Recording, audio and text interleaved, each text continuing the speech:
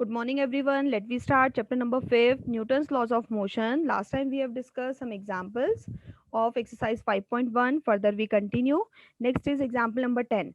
Question is, इसे free mind होके देखना.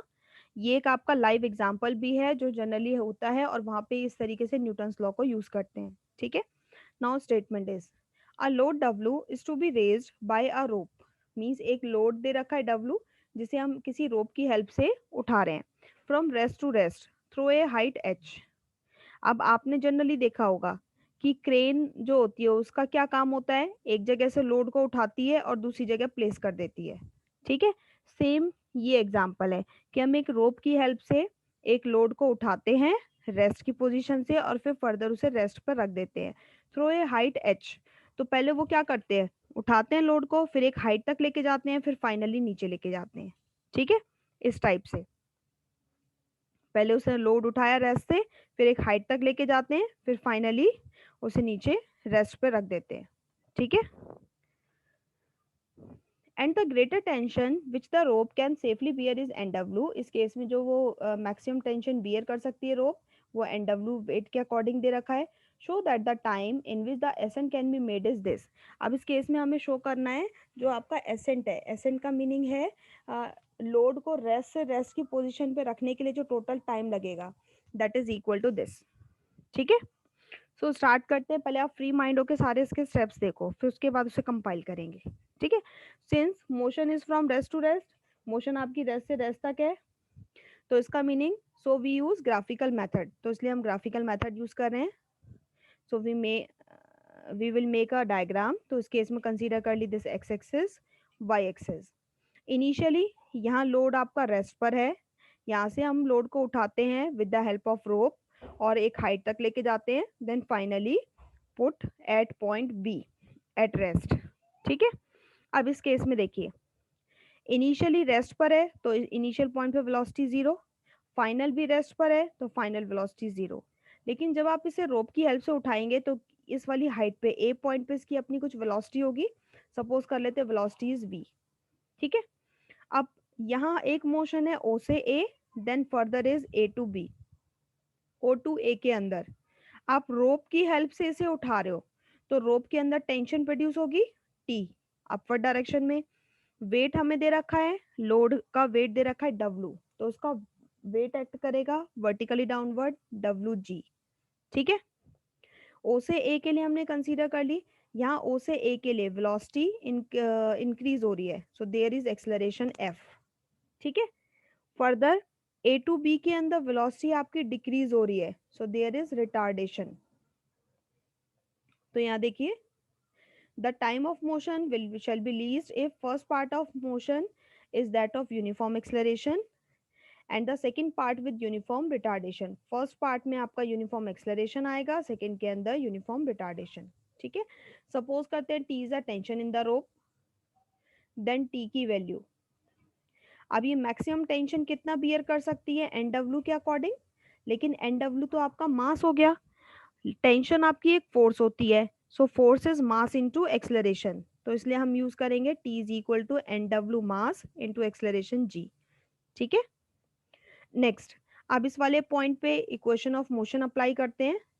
Late F be the acceleration in upper direction. O to A के लिए हमने एक्सेलरेशन कंसीडर किया. देन इक्वेशन ऑफ मोशन का होता है effective force is mass into acceleration. Effective force upward direction में देखिए टी आपका अपवर्ड डायरेक्शन में पॉजिटिव आएगा, डब्ल्यू जी डाउनवर्ड डायरेक्शन में negative. So T minus W ji equal to जो बॉडी लोड दे रखा है उसका मास डब्ल्यू गिवन है एंड एक्सेलरेशन हमने एफ कंसीडर किया है. ठीक है. टी की वैल्यू यहाँ से पुट कर दो, N W G minus W ji equal to W F. दोनों से डब्ल्यू कॉमन लेके से कैंसिल, जी भी इससे कॉमन आ रहा है so remaining is N minus one G. This is the value of F. ठीक है. अब आप जनरल देखो कैसे करते हैं. लोड को जब आप लेके जाओगे, जब आप लोड को उठाओगे तो यहाँ पे तो रोप पे स्ट्रेन पड़ेगा, तो इसलिए ओ से ए पोर्शन में हमने टेंशन टी कंसीडर की थी. ठीक है. जब आपको किसी चीज को नीचे लाना होता है तो आप उस चीज को लूज छोड़ते हो ना. पहले आपको किसी चीज को उठाना है तो आप उसे खींचोगे ऊपर की तरफ, फिर जब आपको किसी चीज को नीचे लेके आना है तो आप उस रोप को लूज छोड़ोगे तभी तो वो नीचे आएगी. So after a rope become slack, रोप को हम लूज कर देते हैं, रोप को लूज करेंगे, then there is no tension T in the string and load moves freely under gravity with retardation g. तो उस केस में रोप आपकी फ्री मूव करेगी, और जब भी डाउनवर्ड डायरेक्शन में फ्रीली मूव करती है तो उस केस में आप एक्सेलरेशन जी लेते हैं, लेकिन यहाँ वेलोसिटी डिक्रीज कर रही है इसलिए हमने लिया रिटार्डेशन जी। ठीक है, अब इस केस में हम ड्रॉ कर रहे हैं velocity time graph. Now we draw a velocity time graph. तो एक्स एक्सिस के अलोंग टाइम कंसीडर कर लिया और वाई एक्सिस के अलोंग वेलोसिटी। ठीक है, सो यहाँ हम कंसीडर करते हैं ओ से ए के लिए time t1, A to B के लिए टाइम t2। हमें टाइम फाइंड आउट करना है ना, टोटल टाइम, तो इसलिए हमने कंसीडर किया ओ टू ए के लिए time t1 and A to B के लिए टाइम t2। ठीक है, ओ पॉइंट पे देखो यहाँ वेलोसिटी जीरो ही शो कर रहा है, बी पॉइंट भी आपकी एक्स एक्सिस से टच हो रही है, मींस इस पॉइंट पे वेलोसिटी जीरो, और इस ए पॉइंट पे वेलोसिटी v है, तो ये वाली जो डिस्टेंस है ये आपकी v शो करेगी क्योंकि हमने y एक्सिस के अलोंग वेलोसिटी कंसीडर की है। ठीक है, now first we consider from O to A. अब ये आप आगे के लिए डायरेक्ट लर्न करना, लेकिन यहाँ देखिए किस तरीके से आया है। Now we are using the formula v is equal to U plus F T.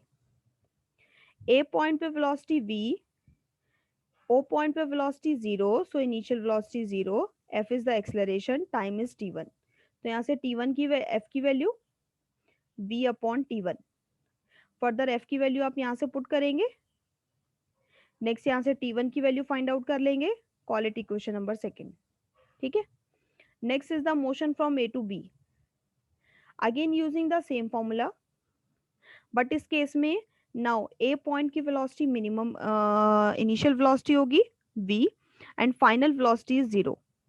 तो उस केस में फाइनल वेलोसिटी v के प्लेस पर जीरो आ जाएगा, इनिशियल वेलोसिटी u के प्लेस पर v, यहाँ हम कंसीडर कर रहे हैं रिटार्डेशन g, तो इसलिए minus g, retardation negative sign, और वैसे एक्सेलरेशन क्या है g, तो इसलिए minus g, time is t2। यहाँ से t2 के लिए फॉर्मूला, g के लिए फॉर्मूला आ जाएगा g is v upon t2, और फर्दर यहाँ से t2 फाइंड आउट कर लो v upon g। Next you have to find the total time, so total time is t1 plus t2। t1 की value put करिए, t2 की value put करिए, दोनों से v upon g common, remaining is 1 upon n minus one plus one, दोनों का आप LCM लीजिए n माइनस वन, सो यहाँ आएगा 1 प्लस n माइनस वन, 1 से 1 कैंसिल, रिमेनिंग इज n, ये वैल्यू आ गई। अब यहाँ वेलोसिटी भी हमने खुद से कंसीडर की है, तो उसकी वैल्यू फाइंड आउट करने के लिए ये एक आपका मेथड है। अगर हम वेलोसिटी टाइम ग्राफ कंसीडर करते हैं तो उस केस में जो डिस्टेंस होती है it denotes the area of triangle O A B. आप एक बार नेट पे भी गूगल पे भी सर्च करके देख सकते हैं, in velocity time graph distance what represent. ठीक है, एक बार आप वहां से देख सकते हैं गूगल से। सो वेलोसिटी टाइम ग्राफ के अंदर जो डिस्टेंस होती है वो डिनोट करती है area of triangle O A B. So इस केस में डिस्टेंस आपने h ट्रेवल की है, हाइट मैक्सिमम h कंसीडर की है इसमें, तो उस केस में आपका हाइट h की वैल्यू हो जाएगी area of triangle O A B. Now triangle is half of base into height, so it is half means 1/2, base की वैल्यू देखिए, base is t1 plus t2 and height is v। ये v height इसलिए बन रही है क्योंकि यहाँ y axis के अलोंग हमने वेलोसिटी कंसीडर की हुई है। ठीक है, सो ये आ जाएगा 1/2 v into t1 plus t2, यहाँ से v की वैल्यू फाइंड आउट कर लो, फर्दर v की वैल्यू आप इसमें पुट करेंगे, नेक्स्ट t1 प्लस t2 को लेफ्ट साइड में शिफ्ट करो, it become t1 plus t2 का square equal to 2nh upon n minus one into G. ठीक है, और फर्दर इसकी वैल्यू लोगे तो यहाँ square root, and this is the result which we have to prove. Once again I repeat, अब इसे एक बार कंपाइल करते हैं। फर्स्ट ऑफ ऑल क्वेश्चन के अंदर गिवन है एक लोड W जिसे हमने रेस्ट की पोजीशन से उठाया और फर्दर रेस्ट पे पुट ऑन कर दिया थ्रू ए हाइट h। तो इसका मीनिंग पहले हम इसे रेस्ट से उठाते हैं, फिर एक हाइट तक लेके जाते हैं, then finally put at B। ठीक है, तो ये आपका डायग्राम। इस केस में O पॉइंट पे वेलोसिटी जीरो, A पॉइंट पे हमने वेलोसिटी V कंसीडर की है, तो इस पोर्शन में वेलोसिटी इंक्रीज कर रही है, सो देयर इज एक्सेलरेशन, और ए से बी एक्स वेलोसिटी आपकी डिक्रीज कर रही है, सो देयर इज रिटार्डेशन। ठीक है।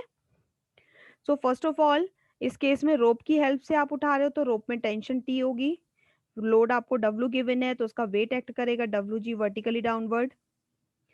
टी आपकी जो टेंशन है वो मैक्सिमम एन डब्ल्यू के अकॉर्डिंग बियर कर सकती है, लेकिन डब्ल्यू तो सिर्फ मास होगा, टेंशन आपकी फोर्स होती है, so it is mass into acceleration, so it is N W into ji.